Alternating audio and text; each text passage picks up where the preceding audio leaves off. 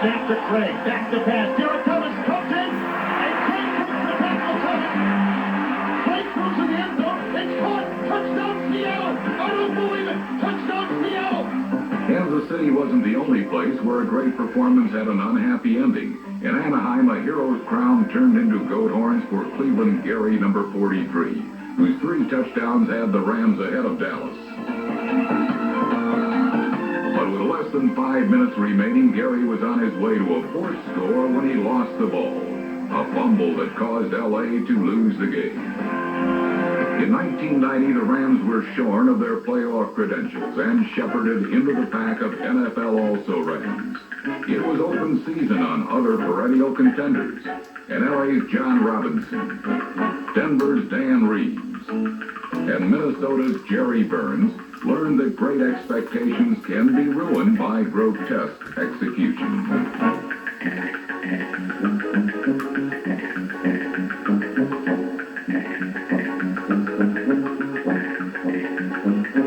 In Cleveland, the once potent Browns transformed the dog pound into something straight out of Stephen King's Pet Sematary. The league's faltering teams can draw inspiration from a group of veterans whose perseverance made them great performers in 1990. Even at age 34, O.J. Anderson, number 24, remained in step with New York's rookie runners. And the Raiders' Marcus Allen was back in step after a disappointing 1989. While Allen's 13 touchdowns were more than he had scored during the last 2 seasons combined, 10-year pro Everson Walls, number 28, produced his first ever NFL touchdown.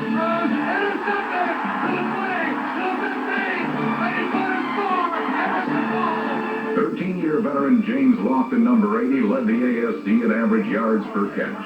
And it is caught. He ran a 36-year-old Steve DeBerg connected on more 50-yards-plus scoring plays than any passer in pro football. Pass down the middle. Caught over the shoulder. The 50, the 40, the 30. He's gone. Look at him fly. 10, 5, touchdown. DeBerg's teammate Barry Word, number 23, represented the season's most unexpected comeback. Word served time for a drug-related offense and had not carried a football since 1987. But he made the most of his second chance by gaining over 1,000 yards in 1990 and earned a place in the spotlight. That spotlight was bright enough to accommodate a lot of players, especially those who celebrated by playing to the crowd.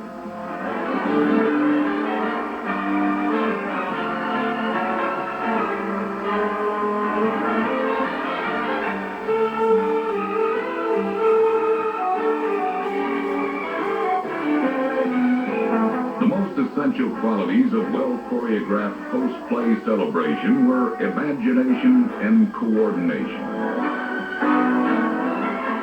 1990 was a season that featured some unforgettable great performances. And the curtain calls were pretty memorable, too.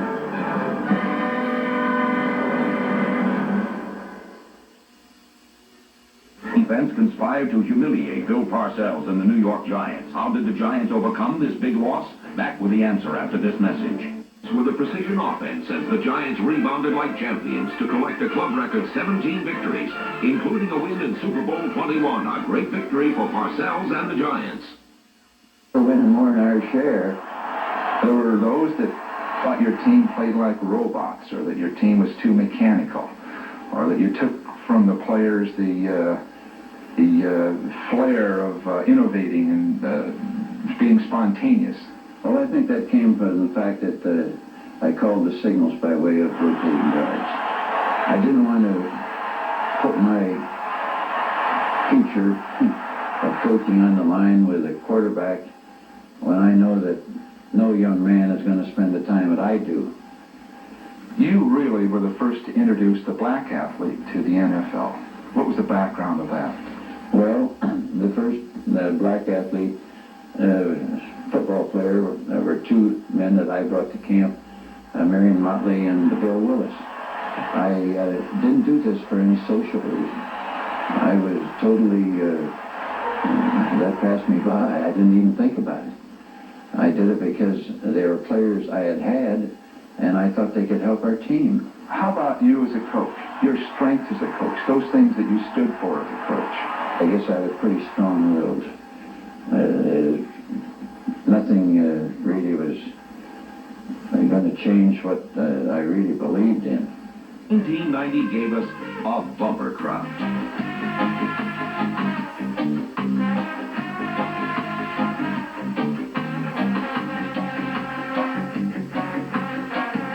Beneath the spotlight's glare, the term quick release occasionally took on a whole new meaning. Oh, Craig lets the ball get away from him. Mecklenburg's chasing him. It's on the 2-yard line. It's Mecklenburg rolling into the end zone. A tougher, intentional grounding policy forced quarterbacks to get even. And why not? For pass catchers were often no help at all.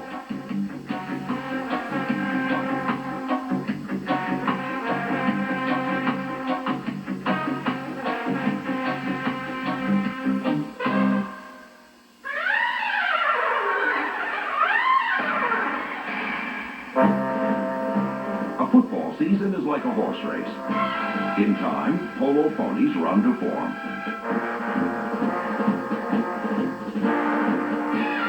High-priced stallions rarely make the winner's circle. Hard-working, well-trained steeds eventually inherit the track. These, then, are the best of the 1990 field. The 12 finalists in the Super Bowl Derby. Thoroughbreds. Young challengers chomping at the bit. Poised champions eager to break out of the gate. Each team brings its own unique winning techniques to the competition.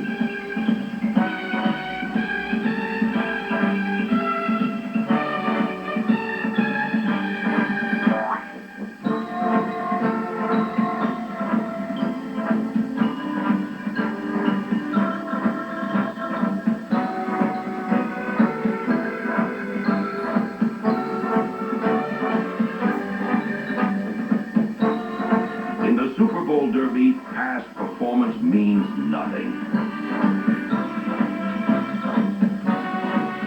It's a crowded field out there.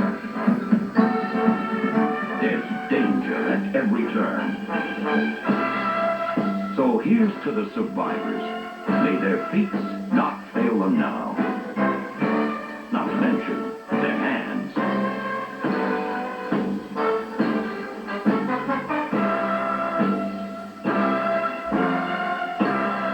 Professional football's winter showcase is finally post time. And believe it or not, one of these horses will ride home a winner.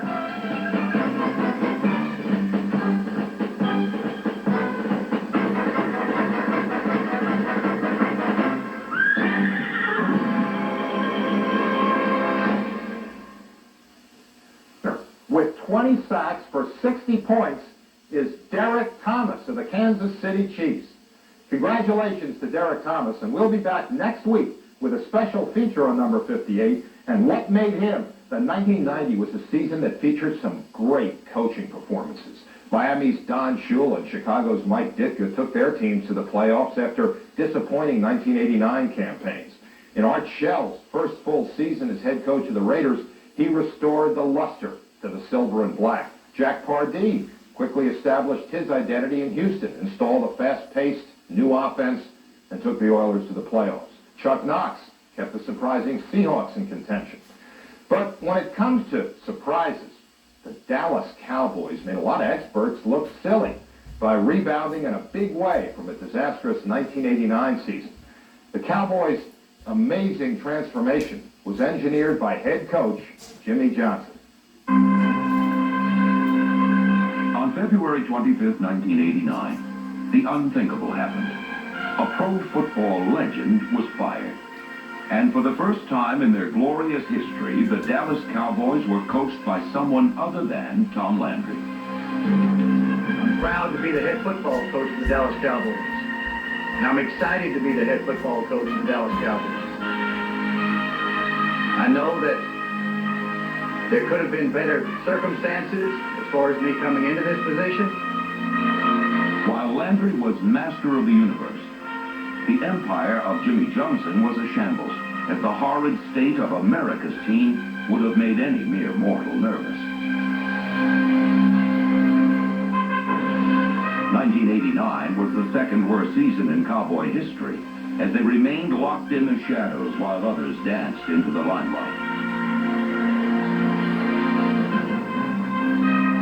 In 1 year, Johnson lost more games than he had in his entire career with the Miami Hurricanes. It was a big change from last year. Last year, it was kind of like it was Jimmy Johnson and the Dallas Cowboys. Now I think it's the Dallas Cowboys. He understands that, we want to win just as bad as he does. If you're a worker, or he'll work with you. If you lazy, always, doing something wrong, blowing assignments, he's not. He's hard-nosed. I mean, he's a cutthroat type of guy when you deal with him on the wrong side.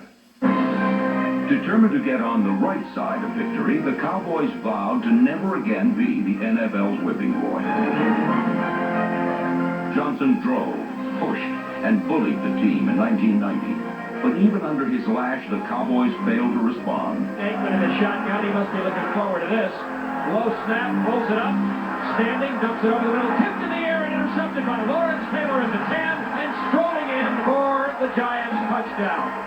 While the team seemed to be lip-syncing to last season's sad song, everyone wondered if these were the real Cowboys or the Milli Vanilli version, imposters posing as football players. Every Sunday was an execution with Johnson walking the last mile. When you got a team that's 3-7 and looking at, hey, let's just pack it in. This season is over. Everybody start looking forward towards next year. This man comes in and he keep you focused on the next game. At 3-7, we got, we're just here. Be under control. Be under control. Keep those hands up. Look at me. Players want to play for him because he believes in you. And he makes you believe in him, and he makes you enjoy playing for him. Sometimes in the fourth quarter when it's like 4th and 1, 4th and inches to go, and you're all tired and you're beat up. How about go touch-up? The guys are willing to go that extra mile for the coach. Testaverde back 3 steps, throws it out, right, it's intercepted by Holt down the left sideline, to the 40, to the 30, to the 20, to the 10 with a cut, touchdown! That's how they score on the defense, does it? Come on, make a play, baby! And Aikman 5 steps, throwing for Herman, left corner of the end zone, he caught it! It's an unbelievable catch! You have those late-night meeting plays. Yeah, right. You can always tell, you turn on the film and somehow you got some wild-ass plays and you say, they put that one in 11 o'clock at night. Johnson's judgment to draft Emmitt Smith was not an 11th-hour decision. Now it's Emmitt Smith time. But the rookie runner helps to salvage the season at the stroke of midnight. 35 to 30. They'll never be green. There's the 20, the 15, the 10, the 5. Touchdown, Emmitt Smith. The Cowboys burst into playoff contention by winning 4 games in a row. Once they accomplished this feat routinely, but then their roster was a who's who of pro football. We're the only NFC team that did not have a Pro Bowl player, and yet the teams above us that have more wins than us, they all have 4 or 5 Pro Bowl players. Somebody's got to beat a guy. That says something about the intensity of this football team. Disrespect to come free and no one picks you up. You got to swim them, rip them, and you almost got there. So we got to go with the urgency, a little more urgency with blitz.